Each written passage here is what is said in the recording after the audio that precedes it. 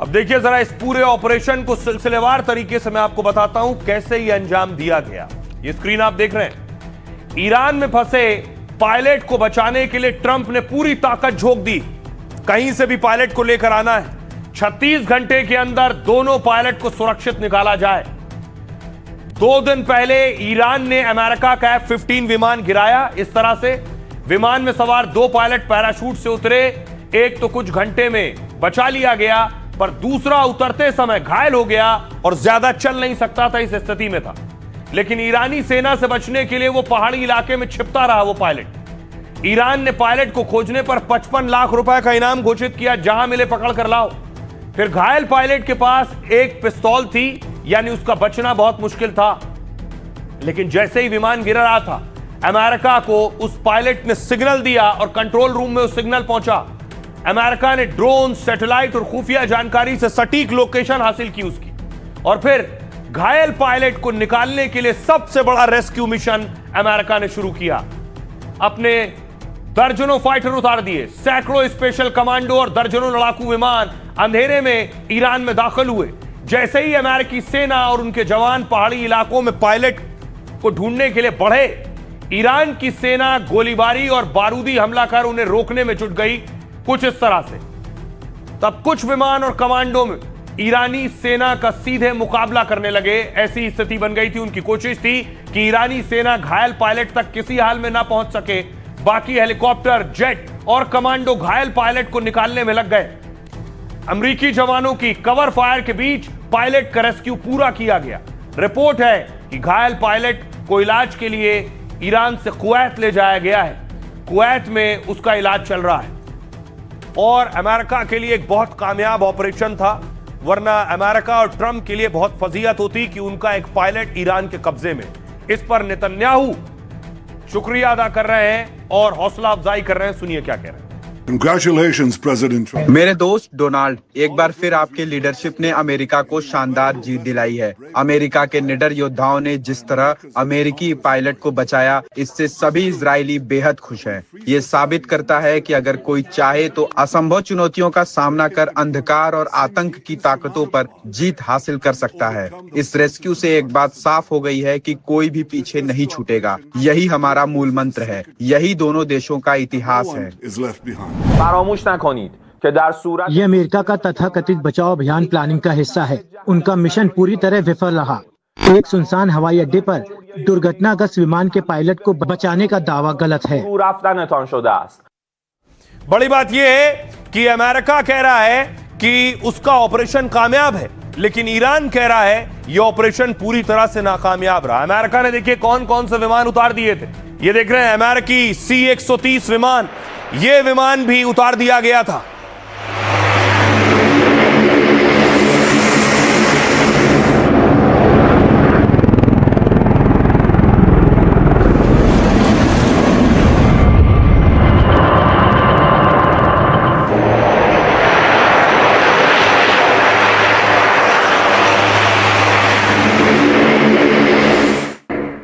देखिए ट्रंप ने अपने पायलट को बचाने के लिए पूरी ताकत झोंक दी थी।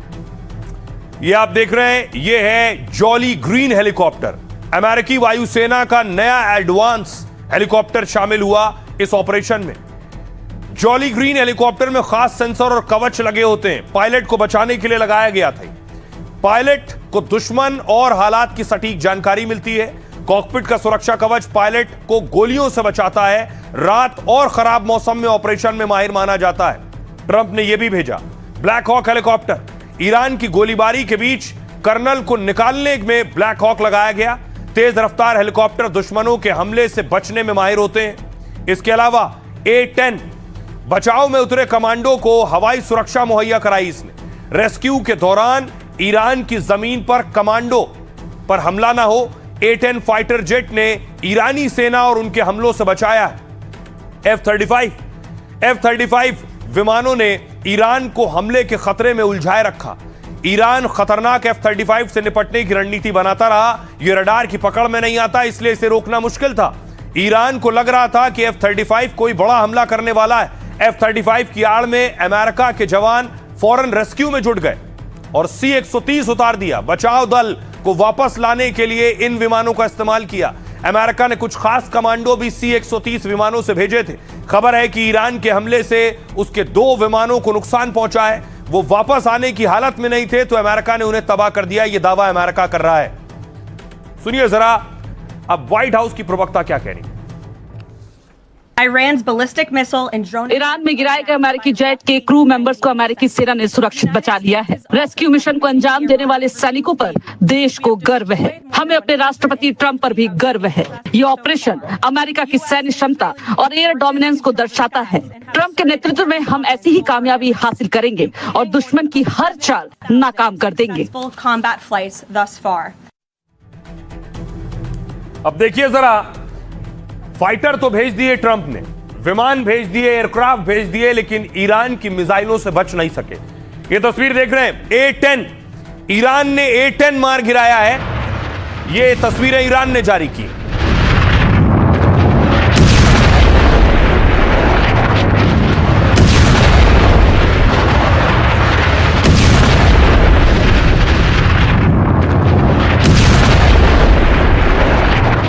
और उसके बाद आसमान में मारा गया A-10 और उसका ये मलबा आप देख रहे हैं ईरान की जमीन पर।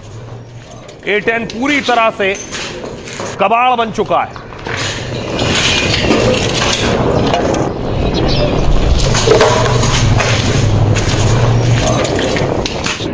तो पायलट को बचाने के लिए अमेरिका ने हजारों करोड़ का नुकसान करवाया है। अपने फाइटर्स और अपने कई विमान तबाह करवा लिए। तस्वीर में आपको दिखाऊं, देखिए जरा, ये मलबा है, ये उन विमानों का मलबा है जो बचाने के लिए भेजे गए थे। जहां तक नजर जाएगी आपको मलबा ही मलबा नजर आएगा। C-130 विमान का मलबा है।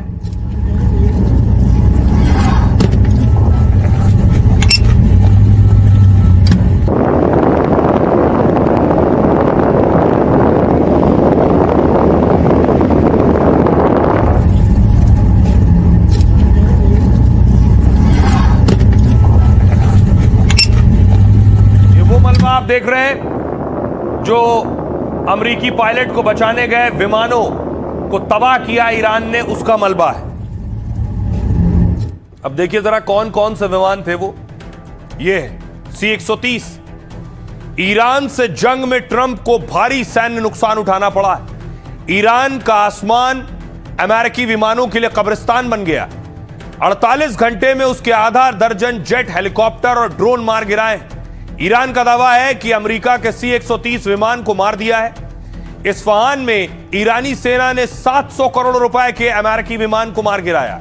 C-130 हरकुलिस अमेरिका का भारी भरकम मालवाहक विमान है। यह करीब 100 सैनिक और भारी हथियार उपकरण ले जा सकता है। यह विमान मिट्टी, रेत, घास और कच्चे रनवे पर भी उतरने में सक्षम है। तस्वीर भी मैंने आपको दिखाई, कच्चे में उतरा था। खबर है कि ईरान में लापता पायलट की तलाशी मिशन में यह विमान भेजा गया।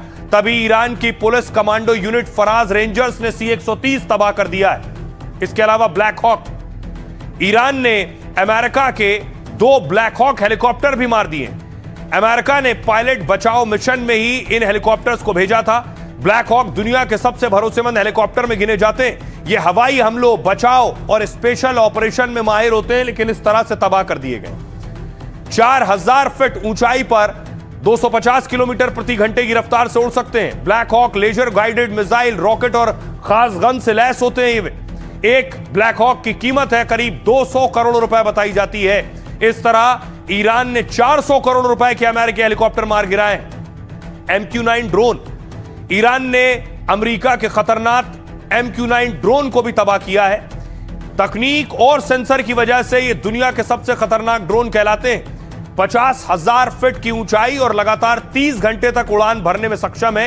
ये ड्रोन हेलफायर मिसाइल और बंकर बस्टर बम भी साथ ले जा सकते हैं। एक MQ-9 रीपर ड्रोन की कीमत है करीब 280 करोड़ रुपए। ईरान ने अब तक अमेरिका के करीब 15 MQ-9 रीपर ड्रोन गिरा दिए। मतलब ट्रंप के 4000 करोड़ से ज्यादा के ड्रोन मार गिराए ईरान ने। यह बहुत बड़ा झटका है अमेरिका के लिए।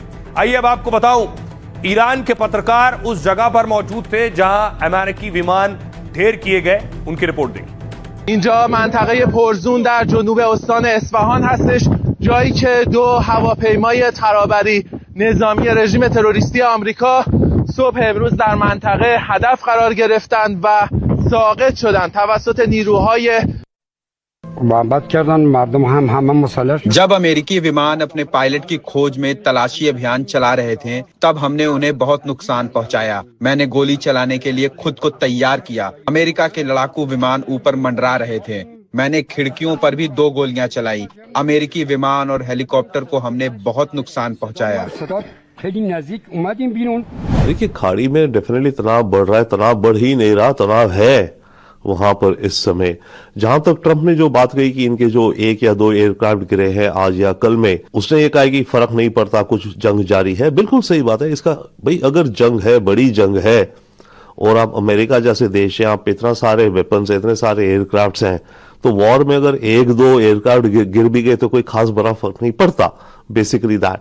But on the other hand इसका असर ऐसे पड़ता है कि दुनिया को दिखता है और ईरान के अंदर भी दिखता है कि ईरान में अभी भी क्षमता है फाइट बैक करने की। अब सोचिए, अमेरिका के लिए बहुत बड़ी बात है और दुनिया के लिए बड़ी बात है किसी का पायलट कहीं फंस जाए और उसे वो देश उठाकर ले जाए।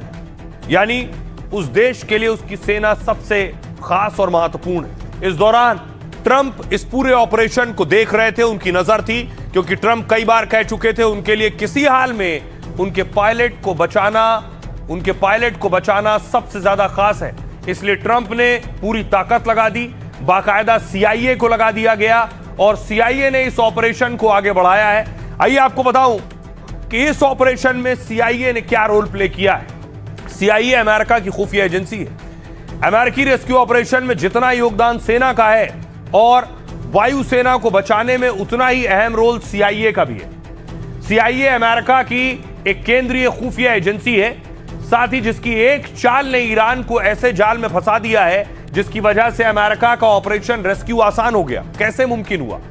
अमेरिका जब दूसरे वायु सैनिक को बचाने की प्लानिंग कर रही थी, इस ऑपरेशन को राष्ट्रपति ट्रंप भी बहुत नजदीक से देख रहे थे, तभी CIA ने एक अफवाह उड़ाई कि वायु सैनिक को बचा लिया है। यानी CIA ने कह दिया पायलट मत खोजो, हमने तो पहले ही उसे बचा लिया है। यह झूठी कहानी उसने इंटरनेट और खुफिया सोर्सेज और स्रोतों के जरिए फैलाई।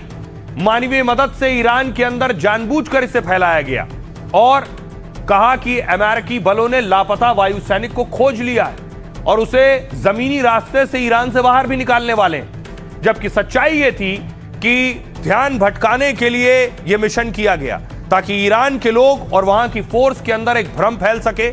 मकसद था ईरानी सैनिकों का ध्यान उस क्षेत्र से भटका दिया जाए जहां अमेरिकी सेना वाकई में अपने वायु सैनिक को खोज रही थी। इससे अमेरिका को अपने वायु सैनिक को खोजने में आसानी हुई। अमेरिकी खुफिया एजेंसी ऐसे सटीक ऑपरेशन के लिए ही जानी जाती है।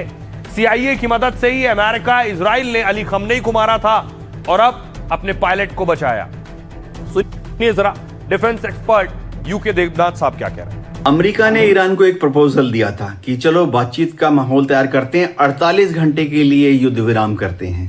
लेकिन ईरान ने स्ट्रेट वे साफ साफ मना कर दिया कि युद्ध विराम अगर करना है तो परमानेंट युद्ध विराम डिक्लेयर करो और उसके बाद ही बातचीत होगी। क्योंकि ईरान को मालूम है कि अमेरिका हमेशा बातचीत करता है और उसके बाद अचानक युद्ध चालू कर देता है। अमेरिका अपने अस्त्र शस्त्रों को रीपोजिशनिंग के लिए करे। हो सकता है कि अमेरिका के पास मिसाइलें कम हो गई हैं, इजराइल के पास जो आयरन डोम है उसकी इंटरसेप्टर मिसाइलें खत्म हो गई हैं, लेजर गाइडेड बॉम्ब्स खत्म हो गए हैं। अमेरिका और इजराइल दुनिया भर से आर्म्स अम्यूनिशन जो उनके मेनलैंड अमेरिका में है या नेटो देशों में है उसको गल्फ में रीपोजिशनिंग के लिए करें और 48 घंटे के बाद फिर भयंकर हमला फिर से ईरान पर चालू कर दें। अब देखिए जरा, अब ये हमले और बढ़ने जा रहे हैं, जंग रुकने नहीं जा रही। देखिए अटैक हुआ, ऐसे नेताओं पर, ईरान में जो लीडर्स हैं उन पर अमेरिका का यह बड़ा हमला हुआ। ट्रंप ने खुद ट्वीट के जरिए इसकी जानकारी दी।